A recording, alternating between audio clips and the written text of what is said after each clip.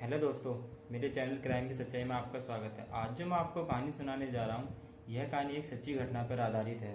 आइए मैं आपको ये कहानी सुनाता हूँ। एक नाना अपनी बेटी की बच्ची को जान से मार देता है। आइए जानते हैं क्यों अपनी बेटी की बच्ची की हत्या कर देता है। यह कहानी राजस्थान के भीलवाड़ा की है। एक बच्ची जिसे इस दुनिया में आए हुए कुछ ही घंटे हुए थे, जिससे पहले उसके नाना ने तौलिया में लपेटकर जंगल के अंदर ले जाता है और उसके मुंह में पत्थर ठूसता है। पत्थर मुंह से बाहर ना आ जाए और बच्चे की रोने की आवाज किसी को सुनाई ना पड़े, इसलिए वह पत्थर डालने के बाद फेविक्विक से उसे चिपका देता है, ताकि जो बच्चा है वो मुंह ना खोल पाए और जो उसकी रोने की आवाज है वह किसी को सुनाई ना आ जाए। वह बूढ़ा आदमी उस बच्चे के साथ ऐसा करके उसके ऊपर पत्थर रख देता है ताकि कोई देख ना पाए। जब उस बच्ची के साथ का नाना ऐसा कर रहा था तो साथ में उस बच्ची की माँ भी थी, जो अपने पापा का साथ दे रही थी। लेकिन उसके नाना का कहना था कि मैंने अपने परिवार की इज्जत बचाने के लिए ऐसा किया है। फिर कुछ दिन बाद एक जंगल के बीचों बीच एक बच्ची मिलती है। यह वही बच्ची है जिसे उसके नाना ने दफनाया था, लेकिन वह बच्ची अभी भी जिंदा है। पूछने वाली बात है, एक बच्ची जिसे पत्थरों से ढक दिया गया और बच्ची अभी तक जिंदी है, लेकिन बच्ची का पैर थोड़ा जल गया है। बच्ची को सबसे पहले एक गाय चरगाह ने देखा। उस बच्ची की रोने की आवाज उस चरगाह को सुनाई देती है और वह उस बच्ची को उस जगह से उठाकर पुलिस स्टेशन पहुंच जाता है और पुलिस को बताता है कि यह बच्ची मुझे जंगल के बीचों बीच मिली है। फिर पुलिस उस बच्ची के बारे में पूछताछ करती है। पता चलता है बच्ची की जान लेने की कोशिश उसके नाना ने की है। पुलिस को जब उसके नाना के बारे में पता चलता है तो पुलिस इन्वेस्टिगेशन में उस बूढ़े व्यक्ति के परिवार का नाम लिख लेती है। बच्ची की नानी और मामा, नाना और की माँ। फिर पुलिस नाना से पूछताछ करती है और नाना ने एक कहानी बताई। मेरी जो बेटी है वह अभी कुंवारी है और कुंवारी ही माँ बन गई। जो मेरे साले का बेटा है उसके साथ मेरी बेटी गर्भवती हो जाती है, लेकिन मेरे साले का बेटा मेरी बेटी को छोड़कर चला जाता है। इसके कारण हमें समझ में नहीं आ रहा था क्या करें क्या नहीं करें।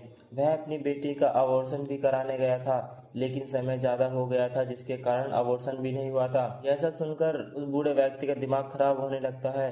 फिर पूरा परिवार फैसला करते हैं कि अपनी बेटी को गांव से कहीं दूर अस्पताल ले जाते हैं और अस्पताल के पास ही एक कमरा ले लेते हैं और डिलीवरी तक वहीं रहेंगे, वहीं कमाएंगे, वहीं खाएंगे। जब तक डिलीवरी नहीं हो जाएगी हम गांव नहीं आएंगे, क्योंकि हम गांव नहीं आ सकते क्योंकि हमारी बेटी प्रेग्नेंट है शादी से पहले ही। फिर 4 सितंबर को मेरी बेटी माँ बन जाती है। मेरी बेटी की लड़की हुई। उस बेटी का बाप सोचता है कि इस लड़की को किसी के हाथ बेच देते हैं, लेकिन उस बच्ची को कोई नहीं खरीदता। जब इस बच्ची को कोई नहीं खरीदता तो नाना को डर लगने लगता है कि मेरी बदनामी हो जाएगी। पुलिस सोचती है कि इतना निर्दयी कैसे हो सकता है, एक बच्ची को जिसका अभी जन्म हुआ है उसकी जिंदगी लेने पर कैसे उतारू हो सकता है। पर पुलिस को यह पता लगाना था कि इसकी वजह क्या होगी।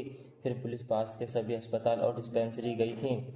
हर जगह जाया गया, पूछताछ भी करी। हाल ही में कोई ऐसा बच्चा पैदा हुआ है 10 दिन के अंदर या 20 दिन के अंदर, पुलिस को इन्फॉर्मेशन मिलती है। लेकिन उस अस्पताल में बच्चे के पिता का नाम गलत लिखा गया था, लेकिन माँ का नाम सही था और जहाँ परिवार रहते थे उस जगह का एड्रेस भी सही लिखा हुआ था। पुलिस मकान मालिक के पास जाती है और मकान मालिक से पूछताछ करती है। मकान मालिक बताता है कि यह जो परिवार है यह भीलवाड़ा गांव से आया था, मगर यह तो अपने आप को मजदूर बताते थे कि हम मजदूरी करते हैं, कुछ दिन के लिए अपना मकान किराए पर दे दो। और उस लड़की का पति उसे छोड़कर चला गया था। यह सब सुनकर पुलिस भीलवाड़ा गांव जाती है और उस लड़की और नाना को हिरासत में लेती है। फिर उस लड़की का डीएनए कराया जाता है ताकि उनका शक यकीन में बदल सके, लेकिन उस लड़की का और उस बच्ची का डीएनए मैच हो जाता है। फिर पुलिस दोनों से पूछताछ करती है और फिर नाना करके दिखाते हैं कि मैंने अपनी बेटी की बच्ची को किस तरह पत्थरों के अंदर डाला था। पुलिस उस नाना के हाथ में एक टेडी बियर देती है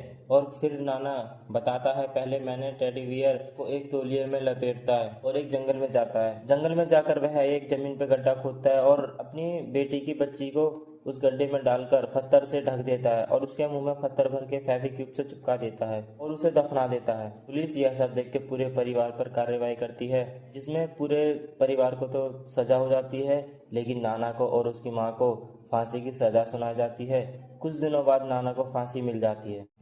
अब आगे कुछ भी अपडेट मिलता है तो मैं आपको बताऊँगा। जय हिंद, जय भारत।